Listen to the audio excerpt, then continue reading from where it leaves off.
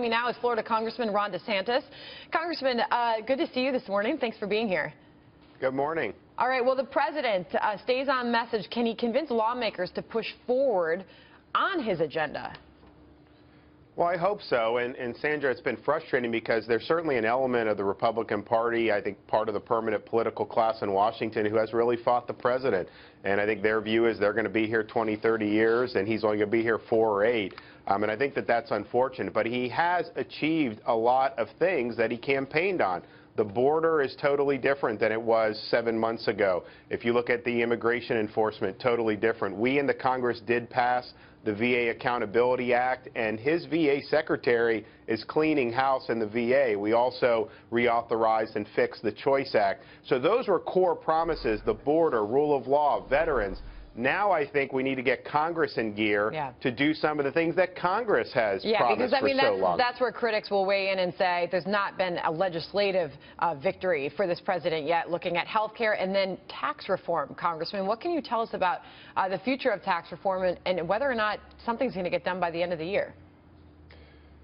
Well, I can tell you the House will pass tax reform. I can't speak to the Senate, and we saw this with the health care bill. You know, we had Republicans for years and years say we're going to repeal and replace Obamacare. Every single Republican running for office, not just for the House and Senate. I mean, heck, you had Republicans running for mosquito control board saying they were going to repeal Obamacare. It was so central to the party's identity, and yet when it came crunch time in the Senate, you actually had 6 senators who had voted to repeal Obamacare in 2016 when Obama vetoed it, flip their votes and vote against that very same bill. So when you see behavior like that, one, I think it's really deflated a lot of Republican voters nationally, understandably so. But then we go into the tax policy. We're supposed to be united about we want to reform tax code, lower business rates, lower individual rates. But, you know, when it gets to the Senate, I don't know what's going to happen. And so I think the health care thing has been it's been a blow in terms of the confidence. And then the fact that they just walked away from it and are going on recess for 5 weeks, knowing you have unfinished business. I think the House should have stayed in as well. But, man, that just does not inspire a lot of confidence. Congressman, when you return, I think you're going to have something like 12 working days to deal with the debt ceiling. What is it going to take to get you to sign off on raising the debt ceiling? Will you do it clean, or are you going to have to get something in return? Well, we're $20 trillion in debt. We've done nothing this Congress to address any of the drivers of the debt. The debt ceiling really provides kind of a wake-up call to say, hey, guys, you got to get your fiscal house in order. So I want to see reforms so that we can go tell taxpayers that we're trying to get us on a better fiscal path. I mean, if you look at the path we're on, if interest rates were to spike, we'd be in a world of hurt with the amount of money we're paying to service the debt. I just think we have to face these issues straight on. And including health care, Congressman, health insurer Anthem says it will no longer offer Obamacare plans in Nevada's state exchange. It will also stop offering plans in nearly half of Georgia's counties next year.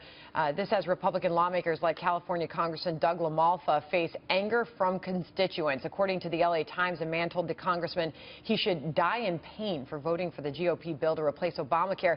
So, Congressman DeSantis, what do you say to constituents who are so upset with the state of health care in this country?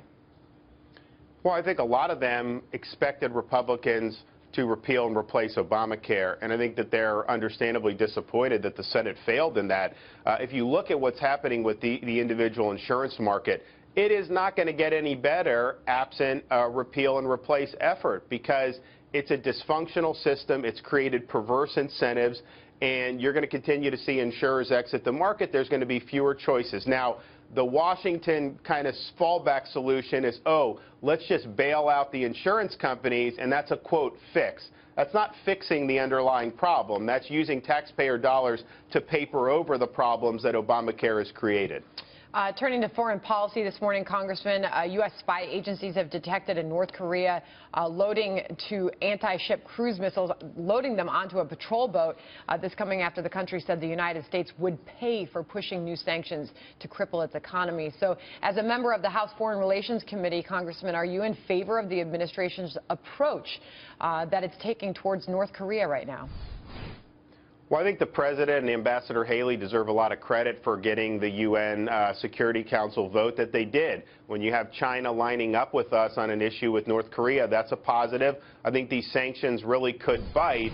Ultimately, we need to push China further. China has to come to the realization that North Korea is a liability for them, and it would be better to join with the United States to try to denuclearize the peninsula. If they're not willing to do that, then I think Kim Jong-un, he has no incentive to ever give up his nuclear weapons. So absent China coming to the realization that this is not sustainable over the long term, I'm not sure anything is going to actually get it done. Congressman, it's Kevin Kelly. Are there talks in the House to hold China accountable and try to get China to come to the table? I mean, obviously they share the border. They're worried about it. They actually withheld taking some colon from North Korea. Are you guys talking about potentially sanctions on Chinese companies?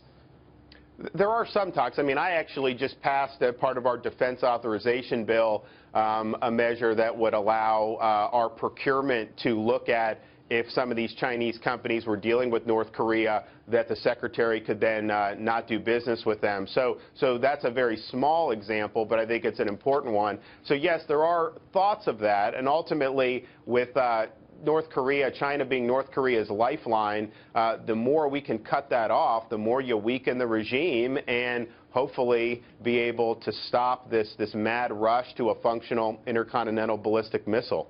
All right. Congressman DeSantis, thank you for joining us this morning. Thank you.